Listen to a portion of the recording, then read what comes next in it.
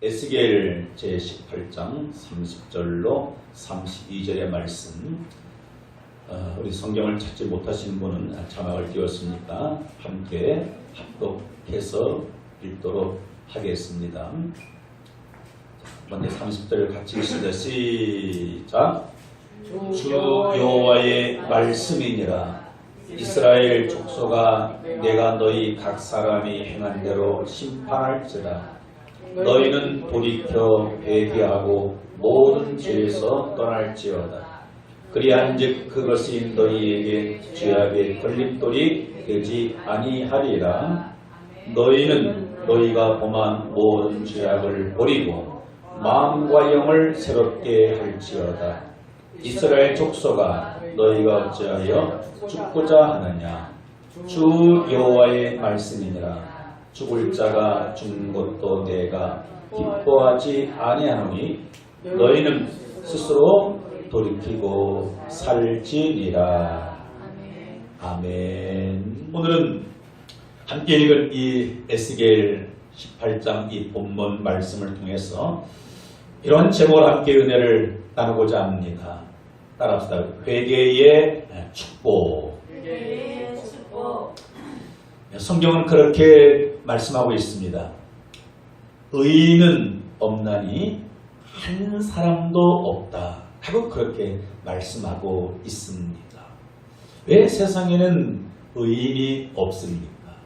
사람은 태어날 때부터 죄의 그 DNA를 가지고 태어났기 때문에 어떤 특별한 상황과 조건이 되면은 나도 모르게 내게서 죄의 열매가 떨어지게 되어지고, 그로 인해서 주변 사람들에게 많은 상처와 아픔과 고통을 주기도 하고, 또 나는 나로 말미암아 떨어진 그 죄로 인해서 괴로워하기도 하고, 때로는 그것을 감당할 수가 없어서 스스로 목숨을 끊는 그러한 경우들도 없잖아 있습니다.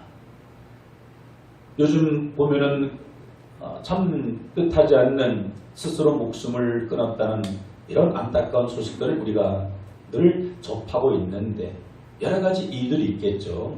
경제적인 그 어려운 문제를 해결할 수 없어서 그렇게 목숨을 스스로 버리는 경우들도 있고, 또 어떤 사람은 자기가 저지른 그 죄의 문제를 어찌할 수 없어서 너무 고통스러워서 차라리 죽으면 끝나겠다 싶어서 그렇게 목숨을 끊는 극단적인 선택을 하는 사람들도 우리 주변에서 볼 수 있습니다.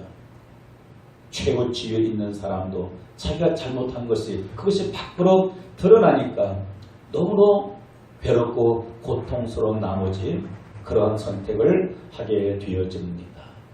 여러분, 사람은 너나 할 것 없이 상황과 조건이 되면은 죄가 떨어진다는 이 사실 앞에 우리는 어쩔 수 없는 죄인이죠. 저는 요 주말 농장에서 농사를 조그만하게 지면서 참 여러 가지 깨닫는 바가 참 많습니다. 농사를 지어보신 경험이 있는 분들은 아시겠지만은 농사에 있어서 다 힘들겠지만은 가장 힘든 일이 뭔가 하면은요, 시도 때도 없이 자라나는 이 잡초입니다. 저도 어제 한 일주일 만에 그 주말 농장에 가보았는데요, 얼마나 그렇게 잡초가 많이 자라서 그것을 뽑다가 땀도 범벅이고 힘들어했는데, 한 3일만 밭에 가지 않으면은, 아니 일주일만 지나면은요, 그렇게 잡초가 뿌리지도 않았는데, 심지도 않았는데, 적당한 온도가 되고, 요즘 또 비가 얼마나 자주 옵니까? 식도가 충분히 공급되니까요, 그냥 생각지도 않았던 수많은 그런 잡초들이 계속적으로 자라서 농사꾼을 힘들게 하고, 또 다른 작물들이 정상적으로 자라지 못하도록 그렇게 방해하는 일들을 하잖아요. 그래서 일반적으로 그 씨앗이 심어서 발화하는 데 있어서 싹을 튼 데 있어서 세 가지 조건이 있다고 합니다. 그 세 가지 발화 조건이 무엇이겠습니까? 그 첫 번째가 온도입니다. 두 번째가 습도입니다. 세 번째가 공기예요. 온도와 습도가 맞아도 공기가 없으면 뭐예요? 거기서 싹이 트지를 않아요. 그런데 이 세 가지 조건이 맞게 되면 생명이 있는 살아있는 씨앗은 반드시 거기에서 싹이 트고 자라게 되어지는 겁니다. 온도와 습도가 공기가 그렇게 딱 맞게 되면 여러분 사람이 그런 것 같습니다. 사람도 이 세상에 태어나면서 죄의 그 대의를 가지고 태어났기 때문에 너나 할 것 없이 그러한 죄를 지을 수밖에 없는 이 마치 3대 조건과 같은 그런 조건이 우리에게 다가올 때요. 결국은 사람은 실수를 하게 되어지고 잘못을 하게 되어집니다. 여러분 물이 일반적으로 100도가 되면 다 끓습니다. 백두산의 물도 한라산에서 또 물도 아니 미국에서 수입한 물도 100도가 되면 끓어넘쳐요. 왜? 이것이 공식입니다. 여러분 사람이 여러 가지 환경적인 요인들로 인해 가지고요 내 안에 속이 끓어넘치게 되면 어떻게 되겠습니까? 죄가 생각을 통해서 입을 통해서 손과 발을 통해서 죄가 나오는 것은 그건 어찌할 수가 없습니다. 물론 우리가 죄를 짓지 않기 위해서 이를 악물어야 합니다. 노력해야 합니다. 여러분 많은 사람들이 다 죄를 짓지 않기 위해서 애쓰고 노력하죠. 내가 오늘 하루 종일 지나면서 열심히 죄를 지어야 되겠다. 그런 건 없어요. 다 조심합니다. 그럼에도 불구하고 한 주간의 삶을 돌이켜보게 되면 다들 부끄러워요. 하나님이 기뻐하는 선을 행하는 것보다도 하나님께서 원하지 않는 죄의 열매가 더 많기 때문인 거죠. 그래서 우리가 죄를 짓지 않는 것 너무너무 중요합니다. 그런데 그보다 더 중요한 것은 무엇이겠습니까? 죄를 혹 내가 연약해서 지었다 할지라도 그 죄의 문제를 깨끗하게 해결하는 것은 더더욱 중요한 일인 줄 믿습니다. 그래서 오늘 이 회개의 축복이 얼마나 중요한 것인가를 같이 말씀을 통해서 나누고자 합니다. 오늘 읽었던 말씀 에스겔 18장 30절 이와 같은 말씀을 우리가 주목해 볼 수 있습니다. 같이 한번 읽어봅시다. 시작. 주 여호와의 말씀이니라. 죽을 자가 죽는 것도 내가 기뻐하지 아니하노니 너희는 스스로 돌이키고 살지니라. 아멘. 여러분 하나님께서는 저와 여러분들이 잘못한 죄 때문에 멸망당하는 것을 죄값으로 인해서 어려움을 당하는 것을 그것을 기뻐하시는 하나님이 결코 아니십니다. 우리의 지은 죄로 인해서 우리가 고통당하고 멸망당하는 것을 하나님께서는 좋아하시지 않아요.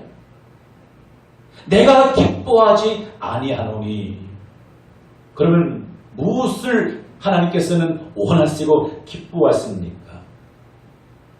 비록 내가 죽을 죄를 지었다 할지라도 죄 열매가 떨어졌다 할지라도 그 죄를 뉘우치고 깨닫고 돌이켜 회개하며 사는 것을 하나님께서는 원하시고 기뻐하십니다.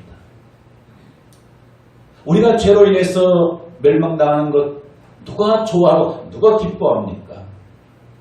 우리의 원수 사단 마귀는 우리가 죄 때문에 멸망당하는 것을 너무 좋아하고 기뻐하죠. 그래서 에덴 동산에서 사단이 뱀의 모습으로 아담과 하와에게 다가와서 그들을 유혹해서 죄를 짓게 합니다. 뒤에서 그 사단이 얼마나 좋아했겠습니까? 그러나 누구는 안타까워하고 누구는 근심이었습니까? 하나님은 근심이었어요. 하나님에게는 그것이 큰 걱정이 아닐 수가 없었습니다. 그래서 하나님께서는 인간의 모든 지은 죄를 친히 해결하기 위해서 그 누구도 해결할 수 없기 때문에 하나님 대신 예수님께서 사람의 몸을 입고 이 땅에 오셔서 죄 문제를 청산하기 위해서 대신 십자가상에서 살찌고 피 흘려 죽으심으로 말미암아 부활하심으로 말미암아 그 예수를 믿는 자에게 사죄의 은총을 나려주신 줄 믿습니다. 할렐루야. 정말로 그렇습니다. 우리가 매일매일 살아가면서 원하지 않은 죄가 떨어질 때에 그 죄 때문에 괴로워하기보다는 오늘도 어떤 죄든지 주님 앞에 가지고 나와서 돌이키고 뉘우치고 회개하게 되면 그로 인해서 하나님이 기뻐하시고 영광을 받으시는 줄 믿습니다. 여러분, 우리는 성경에서 오늘 이 두 사람을 잠깐 상고해 보고자 합니다. 하나는 예수님을 팔았던 가룟 유다, 예수님의 제자였었죠. 그리고 또 한 사람, 예수님을 모른다라고 부인했던 베드로. 자, 예수님을 열심히 충성스럽게 따랐던 제자였습니다. 그런데 뭐예요? 어쩔 수 없는 상황이 되자, 상황 조건이 되자 예수님을 부인하게 되는, 예수님을 돈 주고 파는 이런 큰 엄청난 잘못을 저지르게 되어집니다.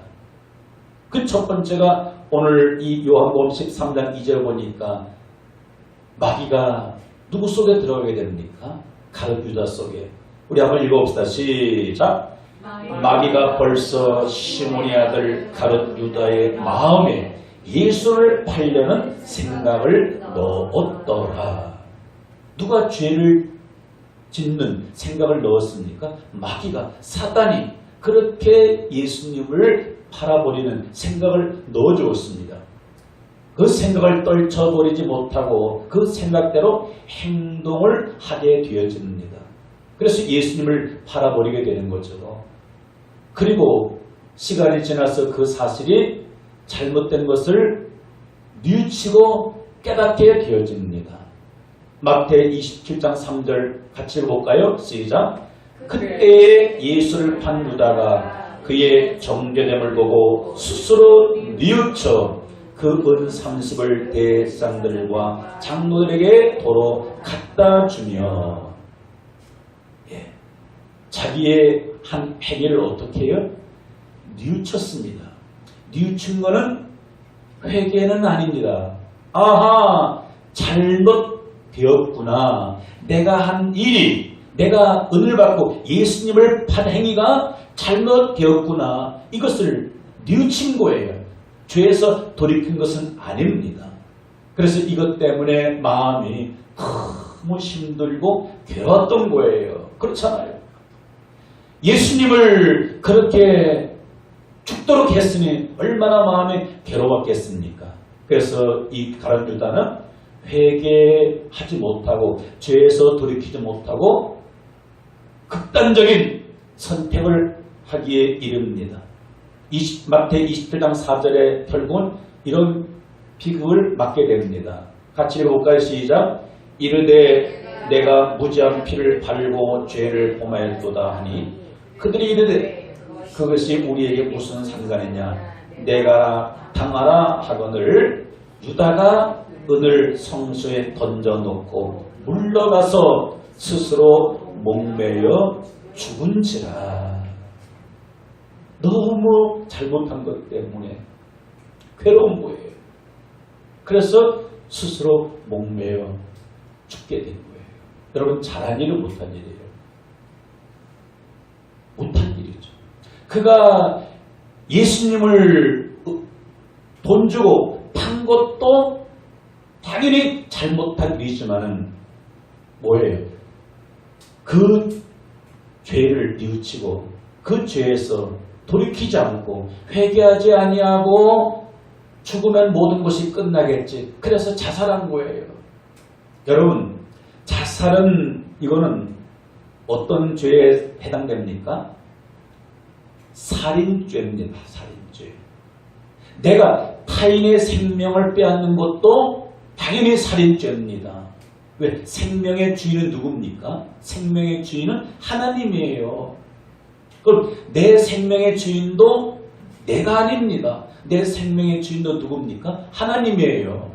그럼 내가 내 생명을 끊는 것도 뭐예요?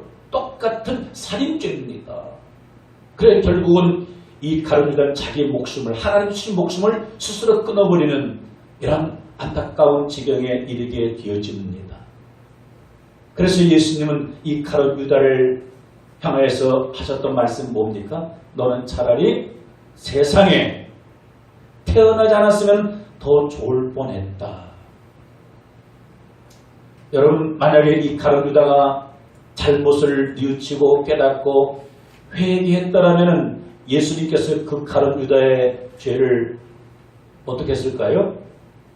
당연히 용서해 주었을 것입니다. 그런데 이 유다는 회개할 수 있는 기회를 잃어버리고 말았습니다.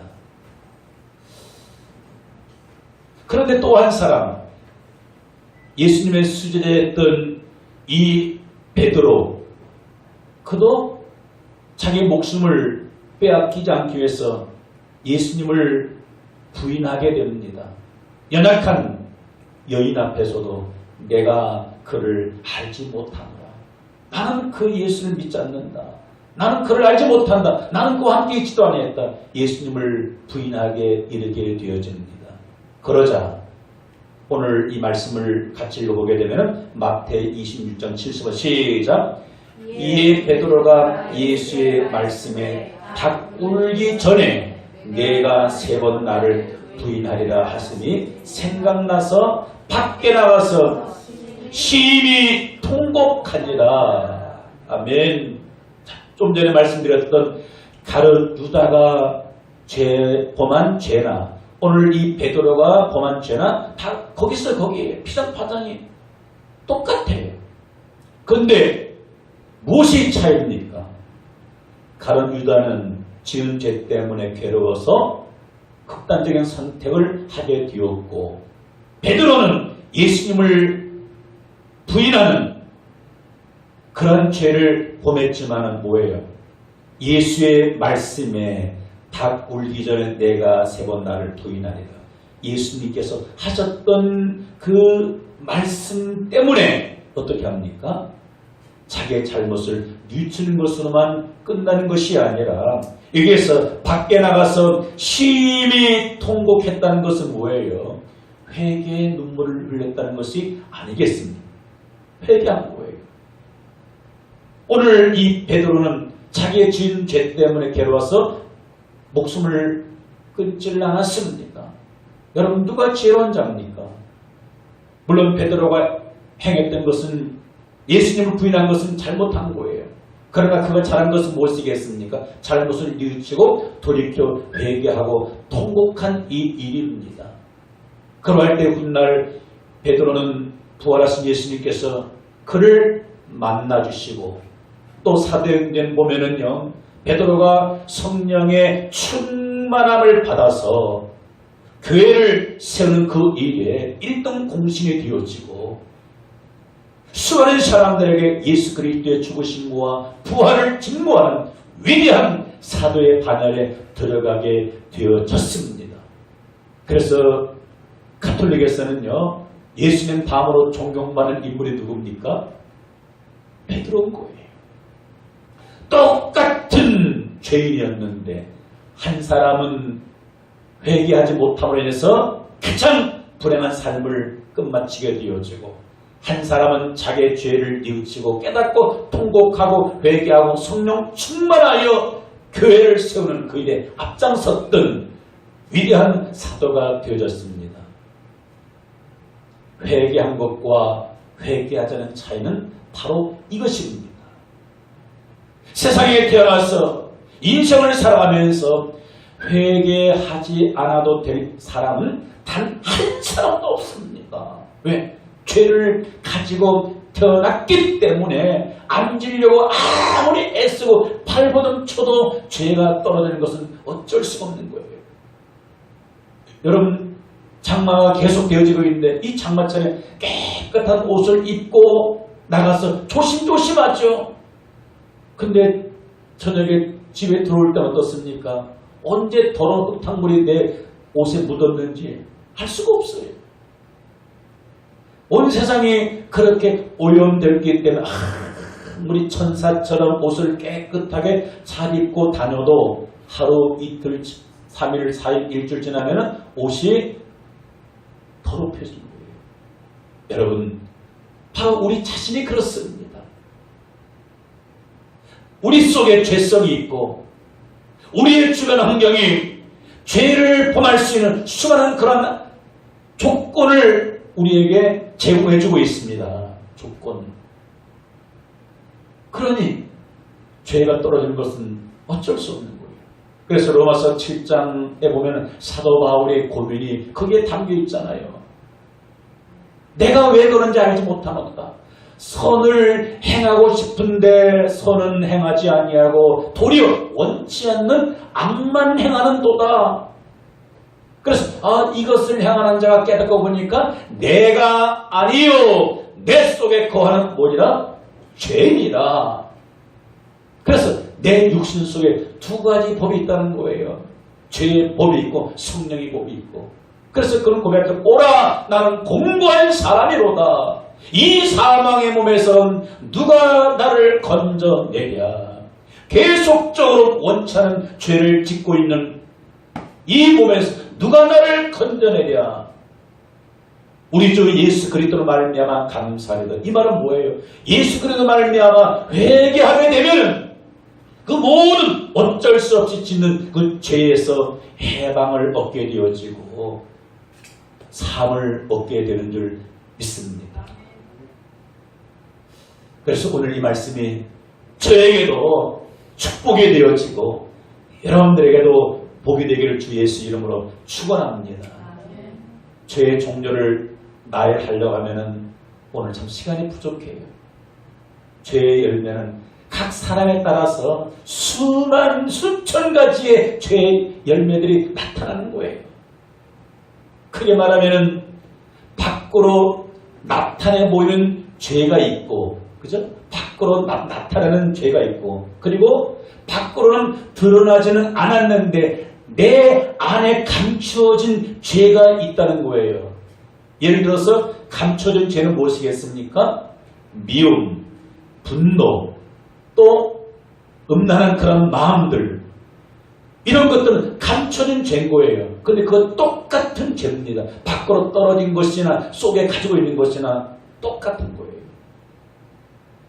그러면 이런 죄를 뉘우치고 돌이키고 회개하는 자에게 하나님께서 주시는 그런 은혜가 있습니다. 그런 축복이 있습니다. 이런 것 오늘 몇 가지 나누고자 합니다.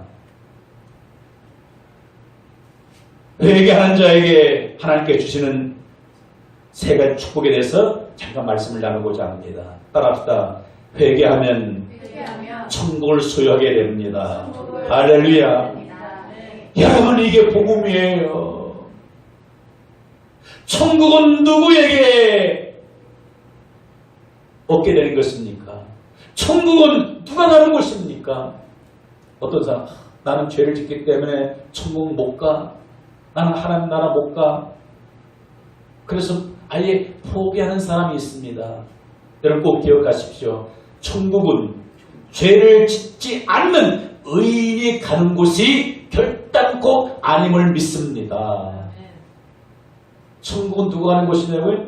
죄를 짓지 않는 의인이 가는 곳이 천국이 아니에요. 그러면 뭐예요? 천국 갈 사람은 역사 이래로, 인류 역사 이래로 단 한 명도 없습니다.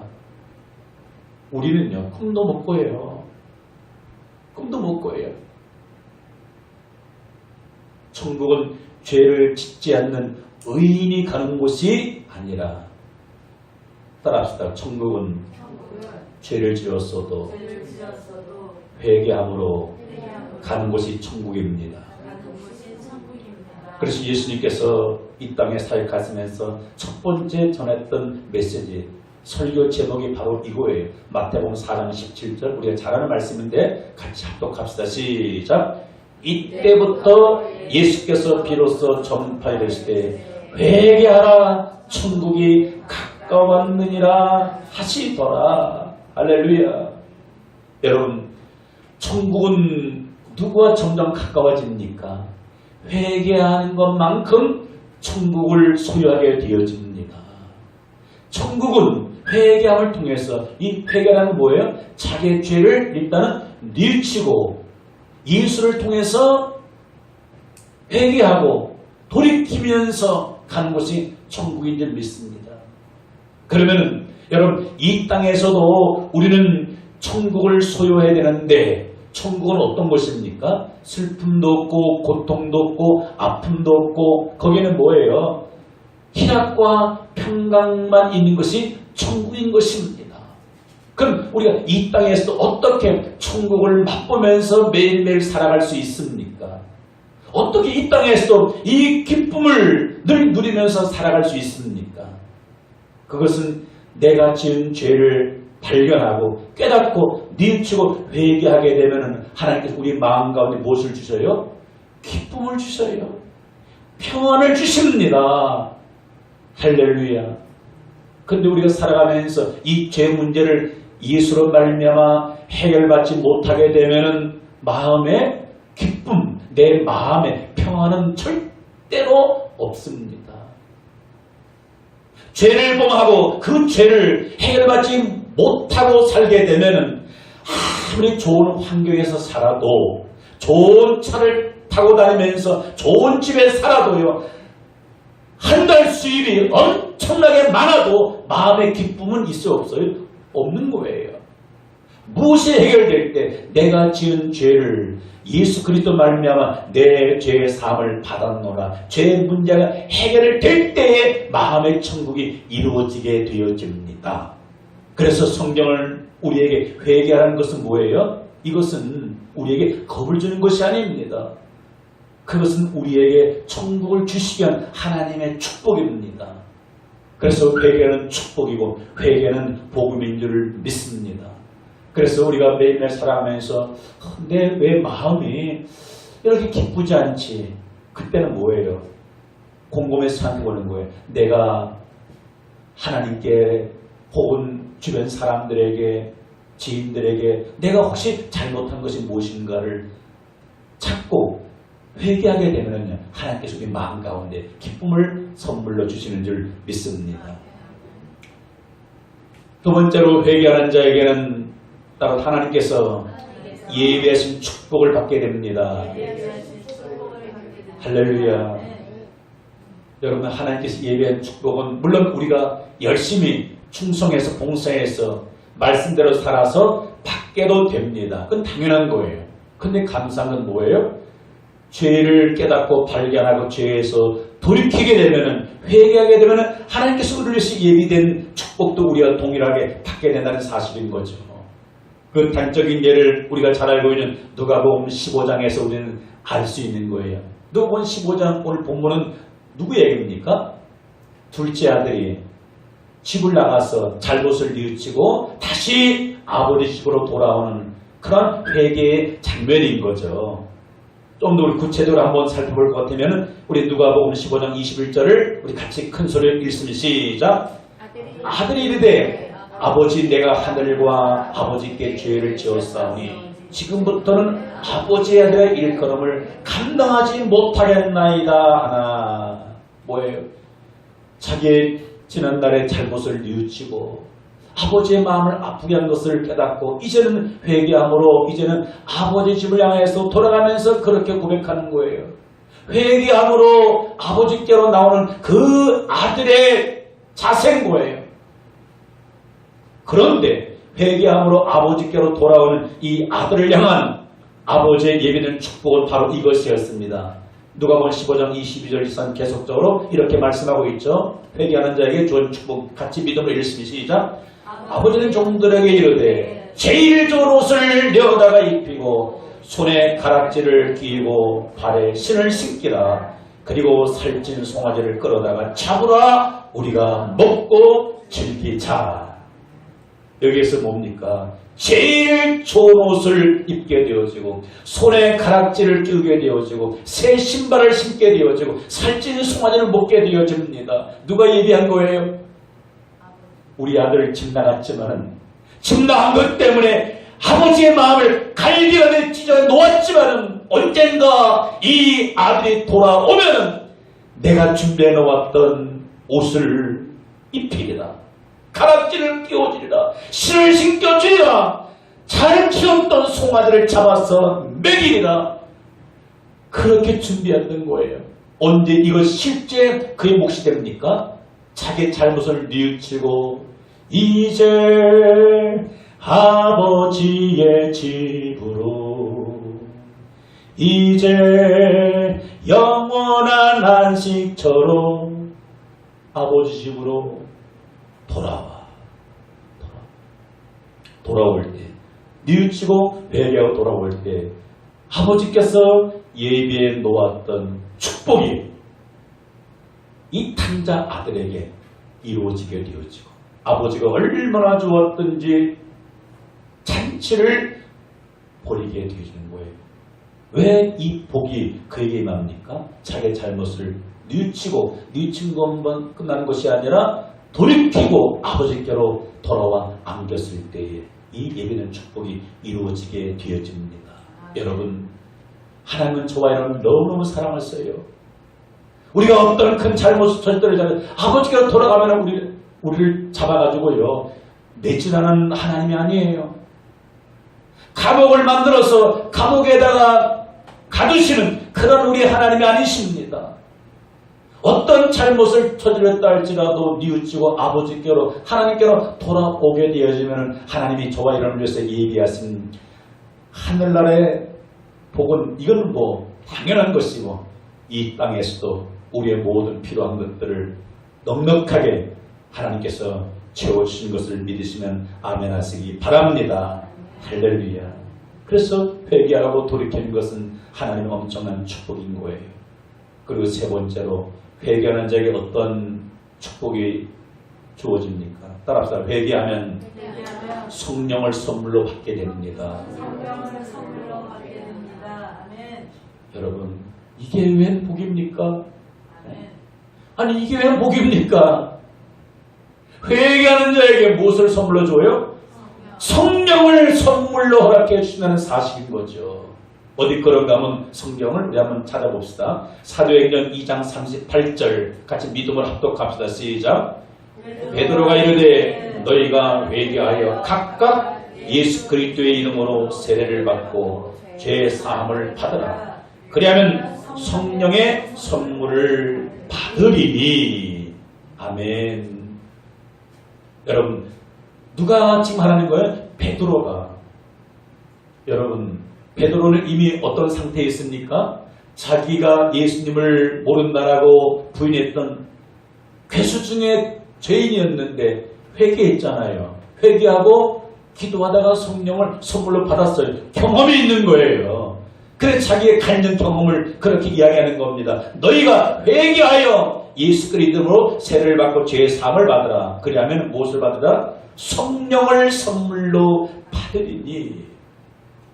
여러분, 성령은 하나님의 거룩한 영입니다. 더러운 손에는 선물을 줄 수가 없습니다. 더러운 심령 가운데는 거룩한 성령이 들어갈 수가 없습니다. 예수 그리스도의 보혈로 깨끗하게 씻음받은 그 심령 속에 하나님의 성령을 선물로 허락해 주시는 거예요. 그래서 우리가 잘못을 뉘우치고 깨닫고 돌이킬 때 거룩하신 하나님의 성령을 우리에게 보내주셔서 성령 충만함으로 말미암아 이제는 죄의 유혹이 다가와도 죄를 이기고 뿐만 아니라 성령의 아름다운 열매를 맺게 되어주는 줄 믿으면 아멘 하시기를 주의 이름으로 축복합니다. 할렐루야. 여러분, 이게 얼마나 큰 축복인 거예요. 여러분, 우리는 오늘 이런 말씀 듣고 언제 우리는 회개를 해야 합니까? 다른 것은 다 내일로 미룰 수가 있습니다. 오늘 못한 일 내일 미룰 수 있어요. 그런데 무엇만큼은 죄를 뉘우치고 버리고 회개하는 것만큼은 내일로 미룰 수가 없다는 사실인 거예요. 예수님 십자가 돌아갔었을 때 양편 강도 이야기 우리가 너무 잘 알고 있습니다. 두 사람 강도가 다 자기의 죄를 뉘우치고 회개할 수 있는 마지막 찬스 기회가 주어졌습니다. 그런데 한편 강도는 마지막 죽어가면서 자기의 잘못을 뉘우치지 않고 회개하지 아니하고 거기에서 예수를 비아냥대고 예수를 욕해버립니다. 그런데 한편 강도는 마지막 숨지기 전 회개할 수 있는 그 기회에 주여 당신의 나라가 임하거든 나를 기억하옵소서. 자기 자신을 한 거예요. 나는 지금까지 잘못 살아왔지만은 죄만 범했지만은 나는 당신을 인정하고 시인합니다. 나를 받아주옵소서. 회개한 거예요. 그때 예수님께서 그 흉악한 강도에게 뭐라 합니까? 내가 오늘 나와 함께 낙원에 있으리라. 여러분, 그래서 우리는 잘못한 것을 돌이키고 끊는 것은 언제? 내일이 아니라 오늘인 줄 믿습니다. 오늘 회개하면 하나님께서 예비된 이 세 가지의 축복, 이것뿐이겠습니까? 말로 다 할 수 없는 엄청난 것을 저와 여러분들을 위해서 쏟아 부어주신 줄 믿습니다. 그러면 가장 중요한 것이 회개하고 싶어요. 근데 많은 사람들이 왜 회개를 못합니까? 왜 안 합니까? 문제는 그거예요. 아니, 내가 뭔 잘못했다고. 이게 나도 회개해서 이 세 가지의 엄청난 축복을 받아야지. 회개하려니까 회개거리가 없어요. 왜? 항상 사람은 누구 기준으로 삽니까? 자기 기준으로 살거든요. 자기 기준으로. 내가 보기엔 내가 잘못한 것이 없어요. 내가 남에게 해코지 한 것도 없고 나처럼 살아봐. 이 땅은 천국이 될 거야. 회개하고 싶으면 회개할 게 없는 거예요. 어떻게 회개의 삶을 실제로 살아갈 수 있겠습니까? 그건 다른 것이 아니라 제가 늘 말씀드리지만은요. 성경을 펴는 순간에 이것은 나 내면을 바라볼 수 있는 영적인 거울입니다. 그렇죠? 나의 내면을 살펴볼 수 있는 영적인 거울이거든. 이것을 보니까 뭐예요? 내가 태어나서부터 자라면서까지 모든 정당한 죄가 다 기록이 되어져 있어요. 그러면서 뭐예요? 율법은 마치 그리스도교를 인도하는 몽학선생, 유치원 교사와 같습니다. 너 이 죄를 회개하자면 너는 멸망당하게 죽어. 길이 있어. 예수를 만나야 돼. 그래서 신약으로 우리를 이끌어갑니다. 예수께로 이끌어가요. 그래서 예수를 만나 회개하기에 이르게 되어집니다. 그래서 사람이 성경이 아니고는 자기 자신을 볼 수가 없는 거예요. 성경이 없으면, 성경이 아니면 항상 자기가 최고입니다. 교만의 극치에 살아가게 되어지는 거예요. 그래서 성경을 펼쳐보니까 나의 죄가 왜 그리 많은지, 성경을 읽고 듣고 보면서 성령께서 어떤 마음을 줘요? 회개하는 그런 마음을 주어요. 그래서 낱낱이 회개함으로 말미암아 하나님께서 예비된 축복을 받아 누리게 되어지는 겁니다. 여러분, 똑같은 여성이라 할지라도요, 누가 더 예쁘게 아름답게 보여집니까? 똑같은 인물이라 할지라도 자주 거울을 보는 여성은 똑같은 외모라 할지라도 남들 보기에 더 예쁘게 아름답게 보여질 수가 있습니다. 왜 그렇습니까? 거울을 보는 것만큼 지금 머리가 어디가 잘못되었는가, 화장이 어디가 잘못되었는가, 옷맵시 고칠 부분이 어디인가, 거울에 내 외모가 적나라하게 다 드러나게 되는 거잖아요. 그래서 여성들 그 핸드백 안에 뭐 손바닥만 거울 다 가지고 있잖아요. 그것을 보면서 잘못된 부분들을 그렇게 고치는 거예요. 이와 같습니다.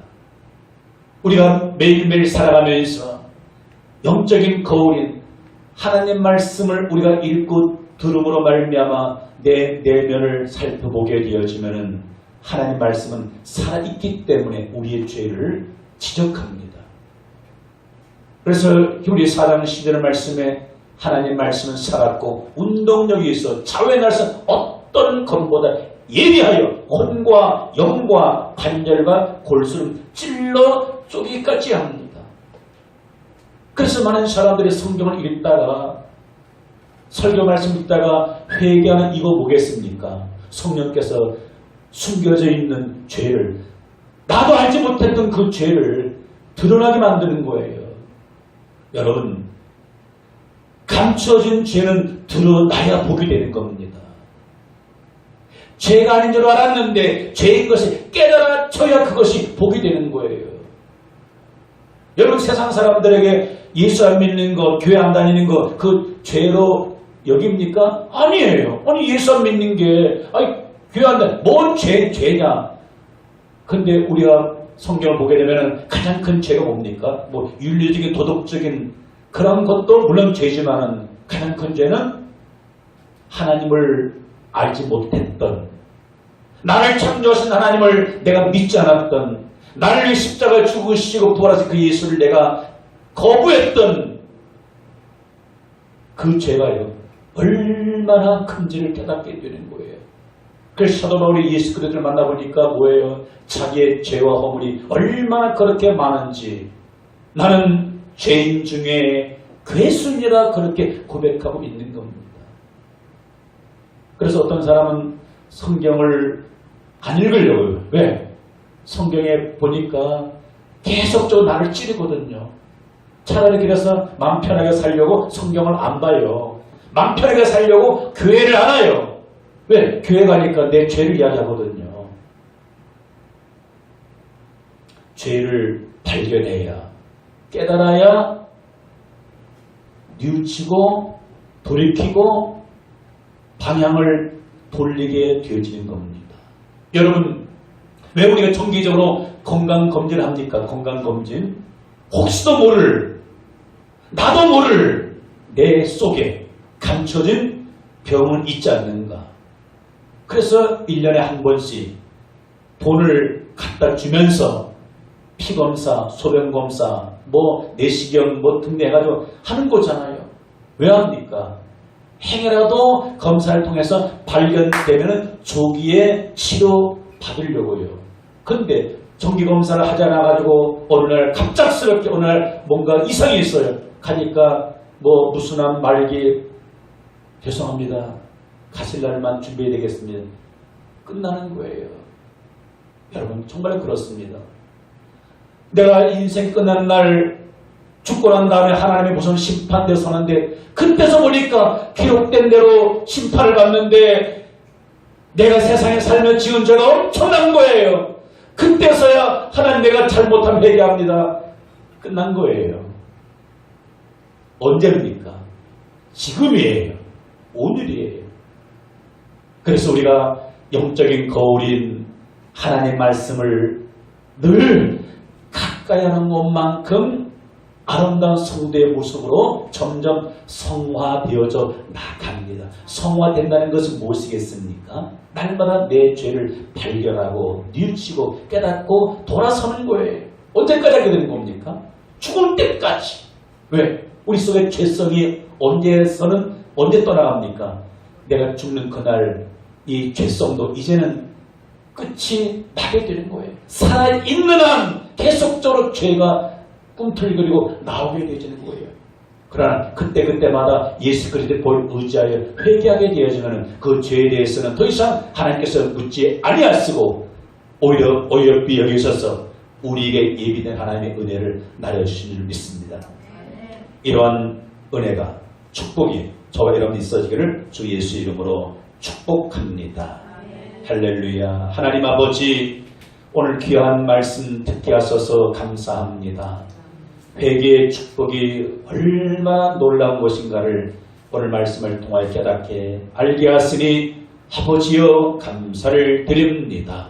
오늘 이 말씀 마음에 새기게 하여 주시고 주님 앞에 날마다 나 자신을 돌이켜볼 수 있는 그런 삶을 살아갈 수 있도록 은총을 나려 주옵소서. 주 예수 그리스도 이름으로 기도드리옵나이다. 아멘.